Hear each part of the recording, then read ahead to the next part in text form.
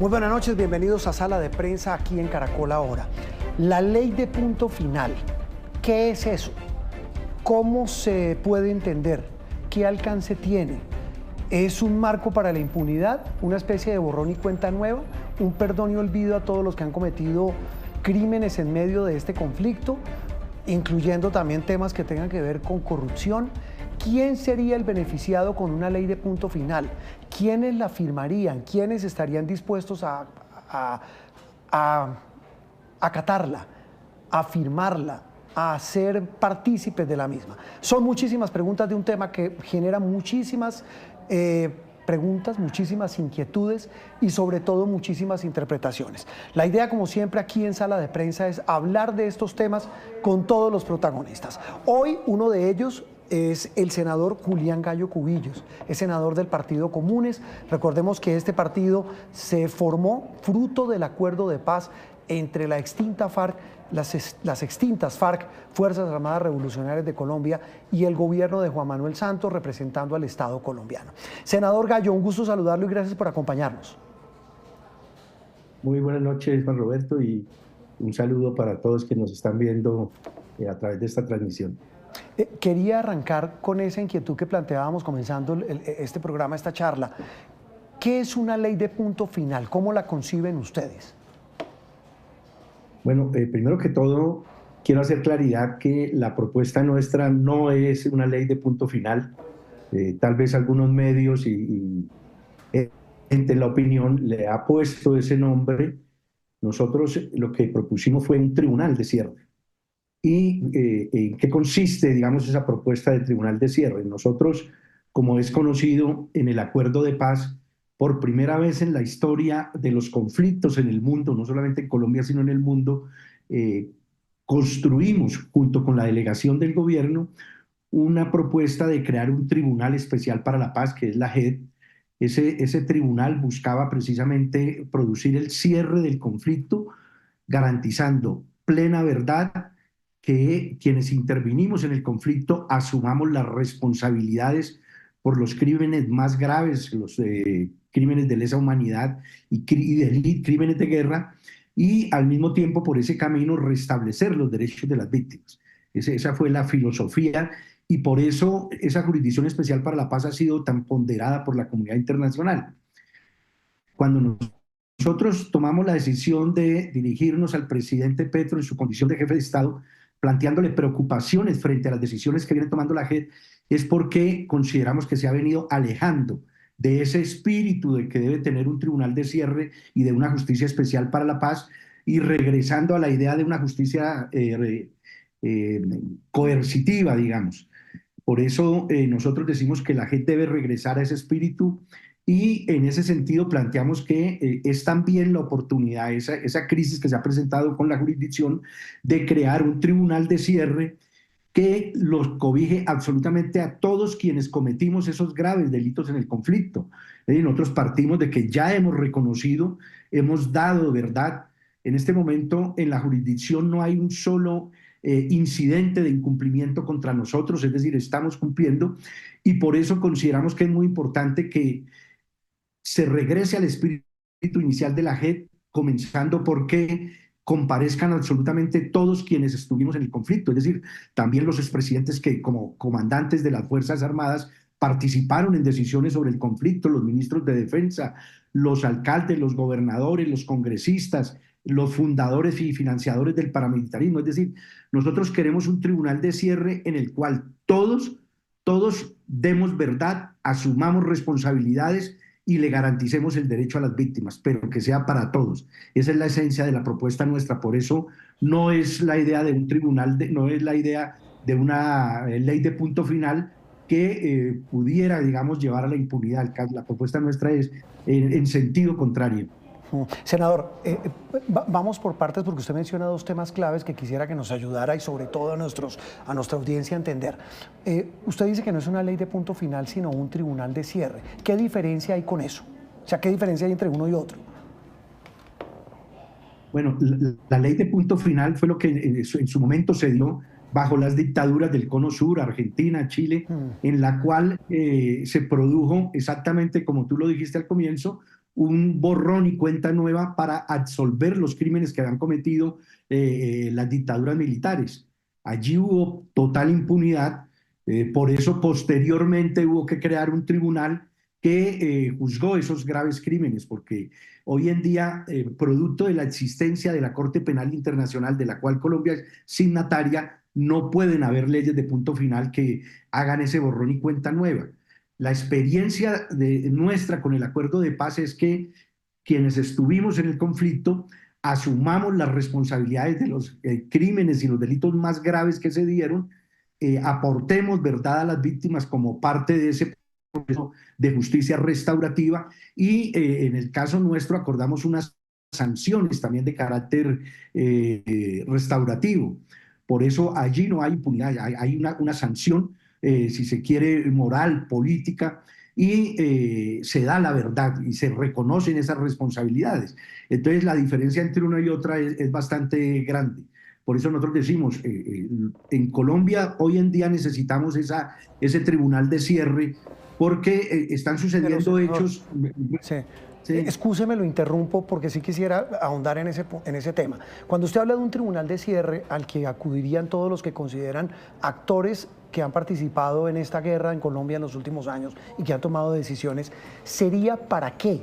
Cuando usted habla de un tribunal de cierre es que vayan, cuenten, hablen con las víctimas, reconozcan lo que hicieron y simplemente se les cierre y se les borre cualquier falta, delito, infracción al DIH que hayan cometido, si le entiendo bien, o ese tribunal de cierre tendría algún tipo, según la propuesta de ustedes, de condición para quien acuda.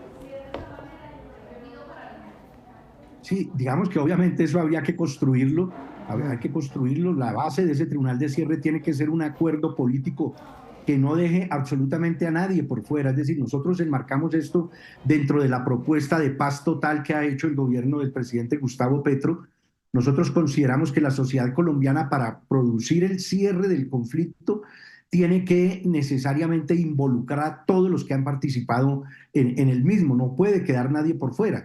Y entonces, en ese sentido, nosotros lo que le estamos diciendo al gobierno nacional es esa propuesta de paz total es una oportunidad y la crisis que se ha presentado con la JEP es una oportunidad para que mediante un acuerdo político de todas las fuerzas sociales y políticas con las víctimas creemos un mecanismo de justicia restaurativa. No estamos pensando en cárcel, estamos pensando en sanciones de tipo restaurativo que garantice que hacia el futuro, es decir, una justicia prospectiva, podamos definitivamente pasar esa página, no para que haya olvido, no, la memoria es un aspecto fundamental en el cierre de los conflictos, pero sí para que no nos pasemos los próximos 50 años señalándonos los unos a los otros. Aquí absolutamente todos los sectores han estado involucrados de una u otra manera. En el siglo pasado fue posible cerrar esos conflictos, por ejemplo, luego de la violencia liberal conservadora que dejó 300.000 muertos simplemente con un acuerdo entre los partidos. Luego en los procesos de paz de los años 80 y 90 hubo una amnistía. Hoy en día eso no es posible, ni política, ni jurídica, ni éticamente, y por eso es necesario crear ese tribunal de cierre que garantice la verdad para las víctimas, que obligue, digamos, a los intervinientes a asumir responsabilidades. Senador. Y que haya una especie de sanción social. Sí. ¿Qué diferencia hay entre ese tribunal de cierre que ustedes proponen y la JEP? Porque si mi memoria no me falla y puedo estar equivocado y por eso quiero su opinión, senador, pues eso al fin de cuentas no es lo que representa la JEP, un tribunal donde se busca verdad, se busca reconocimiento, se busca reparación a las víctimas y no repetición. ¿No es lo mismo? Correcto, es que ese era el espíritu inicial de la JEP.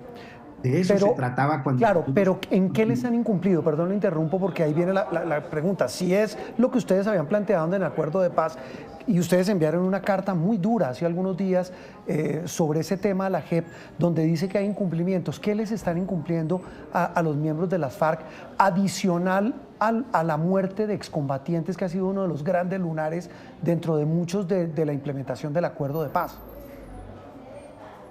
Digamos que hay dos aspectos o dos tipos de incumplimientos. El primero de ellos ocurrió en el desarrollo normativo del acuerdo y específicamente la Jurisdicción Especial para la Paz. En el acuerdo está establecido que los únicos que no deberían comparecer ante la JEP eran los expresidentes, lo cual a nosotros nos pareció un error gravísimo, pero bueno, finalmente aceptamos. Resulta que el día anterior a la firma del acuerdo en el Teatro Colón, los altos mandos militares le produjeron una especie de encerrón al presidente Juan Manuel Santos y obligaron a suprimir dos párrafos de ese acuerdo que obligaba a que los altos mandos, por el principio de responsabilidad y la cadena de mando, tuviesen que asumir los delitos que habían cometido las tropas bajo su mando. Eso en concordancia con el artículo 28 del Estatuto de Roma. Ahí ya comienzan los incumplimientos. Forzaron a esa situación horas antes de la firma del acuerdo. Posteriormente, en el Congreso de la República fueron excluidos de la Jurisdicción Especial para la Paz los altos funcionarios civiles del Estado, es decir, ministros, congresistas, diputados, gobernadores, alcaldes. Y posteriormente, en el control de constitucionalidad, la Corte excluyó de la obligación de presentarse a los creadores y financiadores del paramilitarismo. Entonces, allí hay un primer bloque de incumplimientos que no es responsabilidad de la Jurisdicción Especial para la Paz, pero sí es responsabilidad del Estado con el que nosotros firmamos el acuerdo. Posteriormente en la JEP se han venido configurando también una serie de alteraciones del acuerdo. La Jurisdicción Especial para la Paz con unos documentos que se llaman, o unas decisiones mejor, que se llaman sentencias de interpretación, ha venido interpretando, valga la redundancia, la ley estatutaria y el acuerdo, y en esa interpretación viene desplazándose a un tipo de justicia punitiva, es decir, de castigo, alejándose del espíritu de la justicia restaurativa. ¿En qué sentido? Nosotros acordamos que solamente hubiese una decisión, digamos, por todos los macrocasos para dar seguridad jurídica. Es que nosotros firmamos fue un acuerdo político, no un sometimiento a la justicia. Se creó ese Tribunal de Justicia Especial precisamente por eso. ¿Qué es lo que va a suceder? Que si la JEP emite una resolución de conclusiones por cada macrocaso, nosotros vamos a estar obligados a comparecer por 20 y más años, en la medida en que se vayan abriendo nuevos macrocasos, lo cual no permite la seguridad jurídica. Es decir, va a suceder con nosotros lo mismo que con los paramilitares, que 17 años después siguen vinculándolos a procesos, y eso no permite la reincorporación ni socioeconómica ni política, que fue lo que nosotros acordamos con el Estado.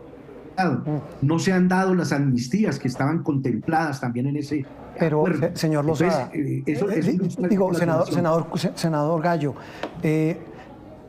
aquí voy a mezclar un poco la percepción ciudadana e incluso lo que muchos conocedores del tema dicen, y quiero su opinión. Prácticamente les están endilgando a ustedes que básicamente lo que muchos criticaron durante la discusión del acuerdo de paz, cuando se hablaba del tema de justicia, es que básicamente lo que ustedes querían era impunidad total, porque hasta donde yo sé no logro entender, y mucha gente dice es que uno no logra entender que en la JEP, pues ustedes han comparecido, han hecho sus cara a cara con las víctimas, pero no han recibido ninguna pena. Entonces, ¿cuál incumplimiento, dicen muchos, hay cuando ustedes al final del camino pues no han pagado? Pues igual en el acuerdo quedó establecido que no pagaban un día de cárcel, tal vez el tema de trabajo comunitario, pero al final del camino dicen es el famoso sapo que nos debemos tragar, como lo dijo alguna vez el expresidente Santos. ¿Eso es así? No, mira, Juan Roberto, nosotros somos los más interesados en que se produzcan las sanciones. Hemos estado aquí cumpliendo, digamos, con nuestros compromisos. Le repito, no hay un solo incidente de incumplimiento en contra nuestra en la Jurisdicción Especial, lo cual significa que hemos estado cumpliendo. Estamos pidiendo que esas sanciones se emitan, ojalá lo más rápido, somos los más interesados, pero dentro del espíritu de la justicia que acordamos.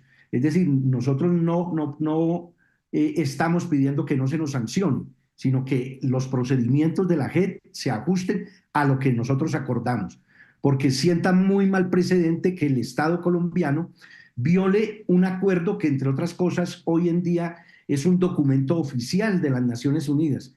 Es que hay unos aspectos que la opinión pública, digamos, en general no maneja, y que en el acuerdo quedó establecido que una vez firmado, el presidente de la República, en su condición de jefe de Estado, haría una declaración de Estado ante el Consejo de Seguridad de las Naciones Unidas. Eso lo hizo el expresidente Santos y posteriormente lo ratificó el presidente Gustavo Petro en septiembre del año pasado. Eso hace que hoy en día ese documento no solamente esté incorporado, digamos, a la jurisdicción colombiana, sino también a la jurisdicción internacional como un compromiso de Estado.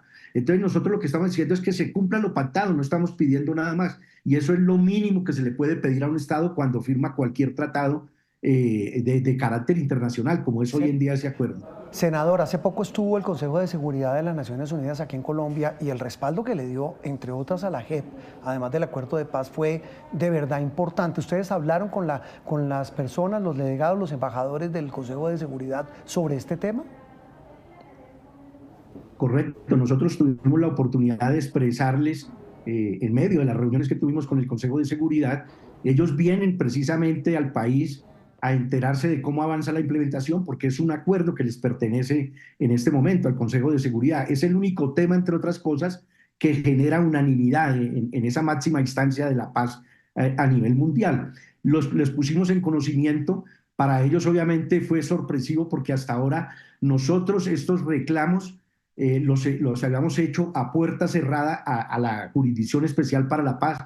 Hemos tenido innumerables reuniones con el presidente de la JEP actual, el magistrado Vidal. Las tuvimos también con el presidente anterior, el magistrado Cifuentes. Esas reuniones se han hecho con el acompañamiento de la segunda misión de Naciones Unidas, con los países garantes Cuba y Noruega, de manera que el tema es nuevo para la opinión porque nosotros de manera responsable lo habíamos mantenido, digamos, ahí buscando que se rectifique en la JEP, pero cuando vimos que ya era, digamos, necesario sacarlo a la luz pública es porque consideramos que se ha seguido avanzando.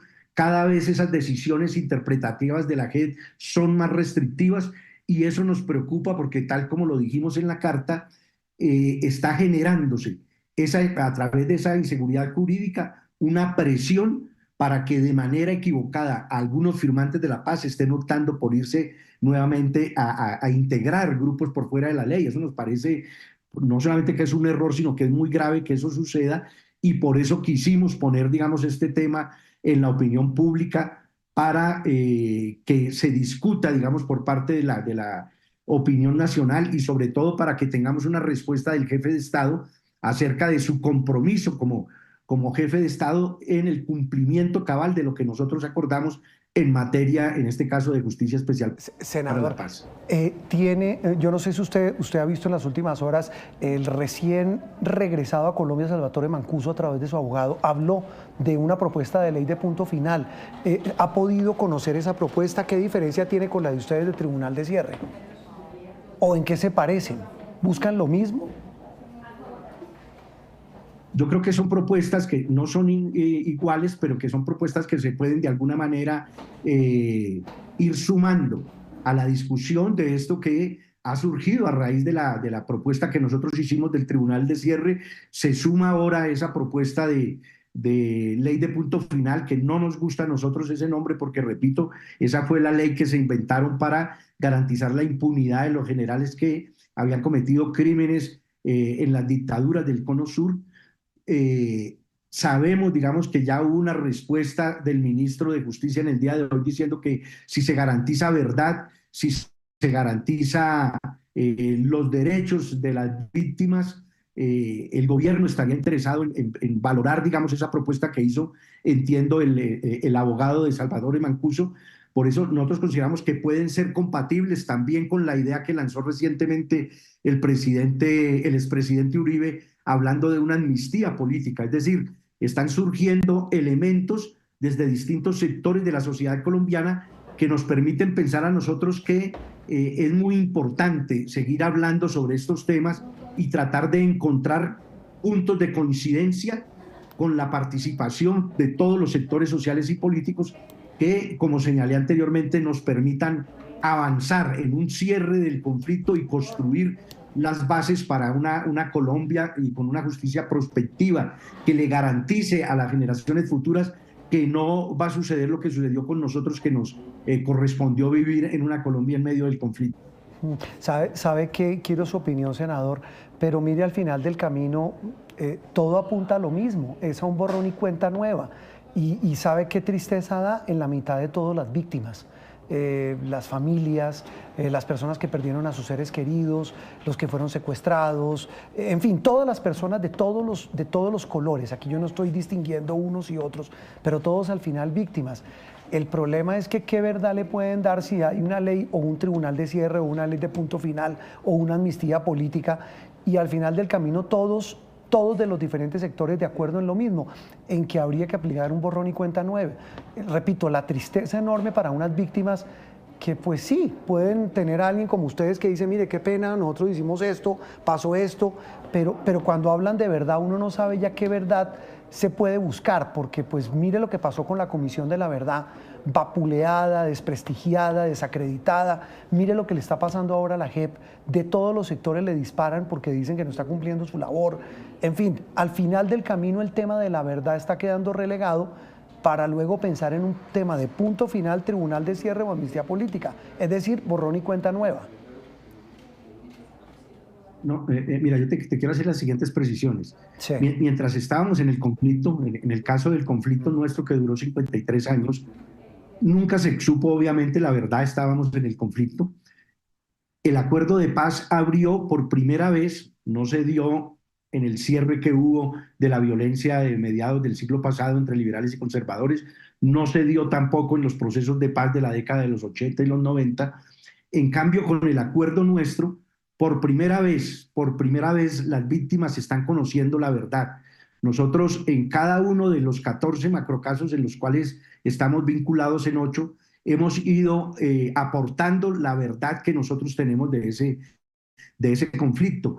Las víctimas han tenido por primera vez la posibilidad de preguntar qué pasó y de conocer la reflexión de quienes estuvimos inmersos en esa confrontación.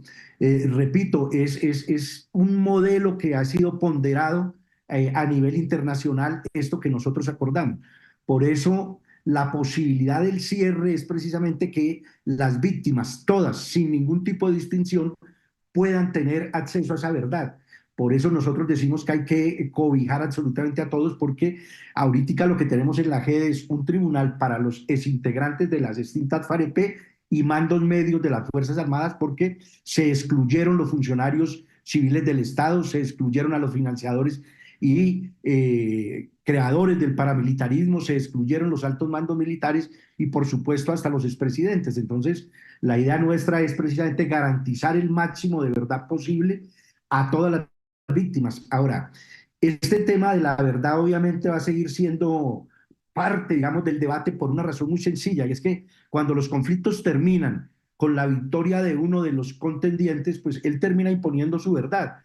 En el caso de los acuerdos de paz, es natural que cada uno desde la perspectiva que vivió el conflicto, pues tenga su verdad. Por eso la verdad completa tiene que ser la sumatoria de los aportes que demos cada uno de los sectores que intervenimos en el conflicto, y esa es la única posibilidad de cierre definitivo. Sucedió en la Alemania posterior a la Segunda Guerra Mundial, sucedió en el caso de la guerra en el Reino Unido con el IRA, sucedió con España en la ETA, y por eso el modelo colombiano que nosotros creamos no tiene parangón, no tiene medida, y esa es la única posibilidad que tienen las víctimas de acercarse y aproximarse a la verdad. Por supuesto que en un conflicto tan prolongado es imposible tener una verdad completa, pero sí lo más cercana posible a los hechos. Mire, y estaba aquí leyendo un muy interesante artículo del Espectador del proyecto Colombia Más 20, que trabaja estos temas de posconflicto, de la aplicación e implementación del acuerdo, y pues todas las víctimas, repito, que ellos entrevistan coinciden en lo mismo, en que ellos no ven como lo aseguran, y pues esto no es para entrar en una controversia, pero sí para ventilar esas diferencias, senador Gallo. Ellos dicen, mire, nosotros vemos que la JEP, a pesar de todos los incumplimientos, de todos los tropiezos, pues está haciendo comparecer a la gente. Incluso decía también el presidente de la JEP, pues ¿cómo que no están compareciendo los militares? ¿Cómo que no están compareciendo los civiles? Ahí hay empresarios, ahí hay políticos. Sí, los expresidentes no, pero sí están compareciendo. Entonces no se entiende un poco la tesis de ustedes de que la JEP está distorsionando el papel para el que fue creada. Sí, mira, es que ahí hay un matiz que la gente tampoco conoce y es lo siguiente. Nosotros, estoy hablando de los últimos integrantes del secretariado, los 7 que firmamos la carta al presidente Petro y la segunda carta a los firmantes de paz.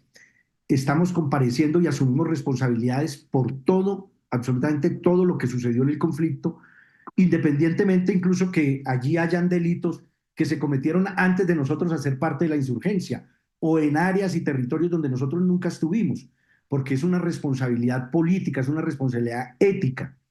En el caso de las Fuerzas Armadas, les repito, ellos se hicieron excluir los altos mandos militares y están compareciendo, pero solo los militares que participaron en los hechos, es decir, que tuvieron una responsabilidad material y que ya estaban imputados por esos delitos ante la justicia ordinaria, lo cual nos parece bien, porque ese era el sentido de la JEP.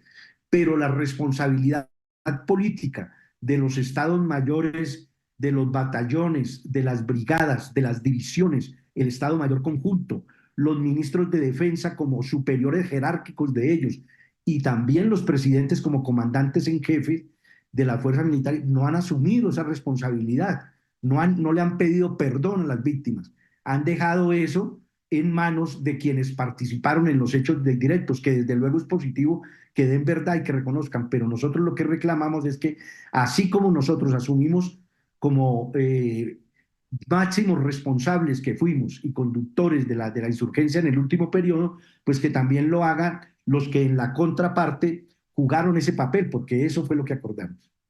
Senador, en esas consideraciones y en este rifirrafe que se ha generado en torno al tema de la posición de ustedes sobre el papel de la JEP, de la Justicia Especial de Paz, estaba aquí leyendo otro artículo también muy interesante. Gloria Gallego dice, la docente experta en estos temas de paz, ella dice, y quiero su opinión, dice, mire, en ninguna parte del acuerdo final con las FARC dice que solo se juzgaría a los 7 miembros del secretariado o a los máximos comandantes de las FARC, porque si así fuera, habría que amnistiar a toda la guerrillerada.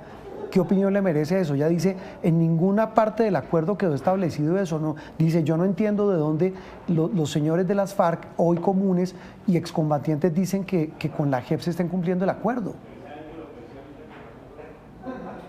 Sí, mire, es que no se conoce seguramente en detalle los acuerdos, lo digo con todo respeto por la autora pues, del artículo. ¿Cuáles son las fuentes doctrinarias en la parte de justicia, de la Jurisdicción Especial para la Paz? Primero, el derecho internacional humanitario, es conocido también como el derecho de guerra, el derecho de los derechos humanos, el derecho penal internacional y, por supuesto, el derecho interno colombiano. Digamos que de ahí bebe la Jurisdicción Especial para la Paz, para ir estructurando estos macrocasos. En el derecho internacional humanitario hay una norma que establece que después de terminadas las hostilidades, el Estado está obligado, ese es exactamente el término que se utiliza, a dar la más amplia amnistía posible a todos los combatientes, a todos. Es decir, allí se incluye la insurgencia, pero también las Fuerzas Armadas estatales, por delitos que sean amnistiables. Dice los delitos, ¿cierto? La amnistía más amplia posible. ¿Para qué delitos no es posible? Para los crímenes de guerra y los delitos de lesa humanidad. Entonces, ahí ya pone, digamos, un límite de acción a la Jurisdicción Especial para la Paz. Esa amnistía más amplia posible no se ha otorgado al día de hoy, después de 7 años. Ese es uno de los reclamos que nosotros estamos haciendo. Es decir, hubo una amnistía de iure que nos cobija a todos por la dejación de armas. Es una amnistía de tipo administrativo que fue otorgada por el gobierno de Juan Manuel Santos. ¿Qué otros delitos que no fueron amnistiados? Bueno, todos los procesos penales que habían contra gente integrante de las FARC, que de la Fiscalía deben pasar a la Jurisdicción Especial. Eso todavía no ha terminado ese proceso. Después de 7 años es increíble, todavía no ha terminado ese proceso. Y ahí la gente debe coger todos esos delitos y los que sean relacionados con rebelión o con hechos que no sean crímenes de guerra y delitos de lesa humanidad, debe decretarse esa ley de amnistía. quedarían dentro de la jurisdicción escasamente los delitos de lesa humanidad y los crímenes de guerra. No es posible, y ese es el sentido de esa justicia, obviamente entrar a investigar cada uno de esos hechos. Es que la Jurisdicción Especial para la Paz no tiene esa tarea, no tiene esa función. Debes documentar esos graves crímenes y atribuir responsabilidades. Pero repetimos, esas responsabilidades no es posible comenzar a hacer una investigación uno por uno, entre otras cosas, porque mire ¿a dónde nos puede llevar eso? A la impunidad. ¿Por qué a la impunidad? La JEP tiene un horizonte de tiempo en 20 años. La Jurisdicción de Justicia y Paz lleva 17 y no ha sido posible que avance en las investigaciones más importantes. Si la JEP coge el camino de investigar caso a caso, que no es su función, entonces va a quedar yo soy el más joven de los integrantes del secretariado y este mes cumplo 63 años. Si se van a gastar los 20 años, no va a haber quien pague las sanciones. Esa es una realidad. Por eso nosotros decimos es necesario que se avance en las definiciones, en el espíritu que acordamos, para que no haya impunidad, para que las víctimas tengan, digamos, esa reparación a través del reconocimiento de responsabilidades, a través de los aportes de verdad y las sanciones restaurativas. De lo contrario, allí se va a desgastar esta jurisdicción sin producir decisiones y esa es una de las cosas que nos preocupan. Hay una cantidad de preguntas, de reflexiones, senador, pero yo creo que el tiempo nos apremia. Ya mire, se pasó media hora volando. De verdad que es un tema muy interesante, muy polémico, se lo confieso. Usted sabe la roncha que ha generado para un país. Yo me acuerdo de esa frase que nos la dijo el expresidente Santos a este periodista en una entrevista, el famoso tema del sapo que nos teníamos que tragar de la impunidad.